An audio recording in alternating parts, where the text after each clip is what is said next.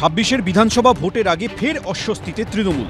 প্রকাশ্যে চলে এলো তৃণমূলের আদি নব্য দ্বন্দ্ব। পরিস্থিতি এমন যে হস্তক্ষেপ চেয়ে মুখ্যমন্ত্রীকে চিঠি দেওয়ার সিদ্ধান্ত নিলেন তৃণমূলেরই একাংশ।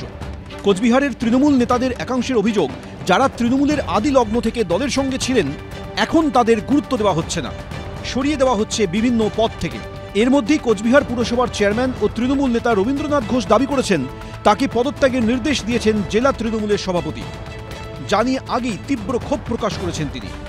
এই প্রেক্ষাপটে এবার ফরওয়ার্ড ব্লক থেকে তৃণমূলে আসা উত্তরবঙ্গ উন্নয়ন মন্ত্রী উদয়ন গুহ থেকে শুরু করে দলের জেলা সভাপতি অভিজিৎ দে ভৌমিক এবং জেলা তৃণমূলের চেয়ারম্যান গিরীন্দ্রনাথ বর্মনের বিরুদ্ধে সোচ্চার হলেন কোচবিহারের আদি তৃণমূল নেতা রবীন্দ্রনাথ ঘোষ।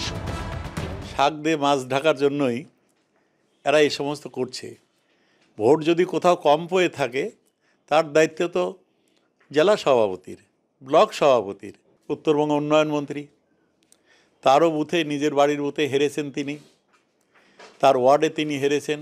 উত্তরবঙ্গের যে 8টা জেলা আছে, সেই 8টা জেলা যদি কোথাও কোনো খারাপ রেজাল্ট হয়, তিনিও তো দায়িত্ব এড়াতে পারেন না। জেলা সভাপতি তার নিজস্ব ওয়ার্ডে প্রচুর ভোটে হেরেছেন। তিনি তো এখানে শ্বশুরবাড়িতে ঘর জামাই থেকে এখানে তো ভোটার তালিকায় নাম তুলে কাউন্সিলর হয়েছেন। জেলা তৃণমূলের চেয়ারম্যানকেও নিশানা করেছেন কোচবিহারের হেভিওয়েট নেতা রবীন্দ্রনাথ ঘোষ। গিরীন্দ্রনাথ বর্মন, তিনি যে বুথে থাকেন মাথাভাঙা পৌরসভার, সেই বুথ জামানত জব্দ হয়েছে। সেই পৌরসভার মাথাভাঙা পৌরসভার রেজাল্ট খারাপ হয়েছে। আমরা কাজ করব, কাজের ফসলটা তারা তুলবে। যদি মুখ্যমন্ত্রীকে অভাব অভিযোগের কথা জানায়, সে জানাতে পারে। দলের যে সভাপতি, তাকে মান্যতা দিয়ে চলা উচিত। এই প্রেক্ষাপটে দলের একাংশের বিরুদ্ধে ক্ষোভ প্রকাশ করে মমতা বন্দ্যোপাধ্যায়কে চিঠি দেওয়ার সিদ্ধান্ত নিয়েছেন কোচবিহারের তৃণমূল নেতাদের একাংশ। আমরা চিন্তিত, যারা তৃণমূল কংগ্রেস প্রবীণ, 2026-এর নির্বাচন দোরগোড়ায় এই যে প্রক্রিয়াগুলো চালাচ্ছে, যারা দায়িত্বে আছেন, যে পুরনো কর্মীদের ছাঁটাই করে নতুনদের নিয়ে এসে দল করা, যারা পরিবর্তন হয়ে নতুন দায়িত্বে আসলেন, তারা যে এই ধরনের অবিচার করবে পুরনো কর্মীদের সাথে, আমরা হতাশ। মুখ্যমন্ত্রী হস্তক্ষেপ চাচ্ছি। দলের অন্দরে দ্বন্দ্ব নিয়ে প্রতিক্রিয়ার জন্য ফোন করা হলেও মন্তব্য করতে চাননি উত্তরবঙ্গ উন্নয়ন মন্ত্রী উদয়ন গুহ। মন্তব্যে নারাজ কোচবিহারের তৃণমূলের জেলা সভাপতি অভিজিৎ দে ভৌমিকও। তৃণমূল কংগ্রেস দলটার নীতি আদর্শ কিছুই নেই, উড়ে এসে জুড়ে বসা, এরকম এখন সারা পশ্চিমবঙ্গে চলছে তৃণমূল কংগ্রেসের।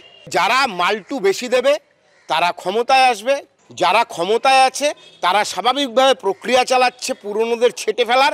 একটা চিঠি সকলে মিলে পাঠাচ্ছে, বেশ কিছু দলের যারা বিশ্বস্ত সৈনিক নেতৃত্ব ছিল বা এখনো নেতৃত্ব দিচ্ছে, এরকম বহুজন। দ্বন্দ্বের বিষয় নয়, বিষয়টা হলো যে দলনেত্রী এবং দলের সর্বোচ্চ নেতৃত্ব যারা আছে, জেলার সাম্প্রতিক যে পরিস্থিতি, সে বিষয়ে বিশদে জানানো প্রয়োজন আছে বলে আমরা মনে করি। সব মিলিয়ে বিধানসভা ভোটের আগে কোচবিহারে তৃণমূলের অস্বস্তি স্পষ্ট। শুভেন্দু ভট্টাচার্য, এবিপি আনন্দ, কোচবিহার। বিএলওকে কলার ধরে ঘাড় ধাক্কা, সঙ্গে থাকা তৃণমূলের বিএলএকে মারধর। শুক্রবার এই দক্ষিণ 24 পরগনার মহেশতলায় এই অভিযোগ উঠল একজন ভোটারের বিরুদ্ধে। এ রাজ্যে এসআইআর শুরুর পর চাপের জেরে একাধিক বিএলওর মৃত্যুর অভিযোগ উঠেছে। কাজের চাপে অনেক বিএলও অসুস্থ হয়ে পড়ছেন বলেও দাবি করেছে তাদের পরিবার। এই আবহে মহেশতলার 31 নম্বর ওয়ার্ডে বিএলও সন্তু চক্রবর্তীকে নিগ্রহের অভিযোগ উঠল। বৃহস্পতিবার তিনি এনুমারেশন ফর্ম নিতে যান। অভিযোগ, সায়ন্তন সিনহা নামে একজনের বাড়িতে গেলে নির্বাচন কমিশনের দেওয়া আই কার্ড দেখেও তিনি সন্তুষ্ট হননি, তার ছবি তুলতে চান।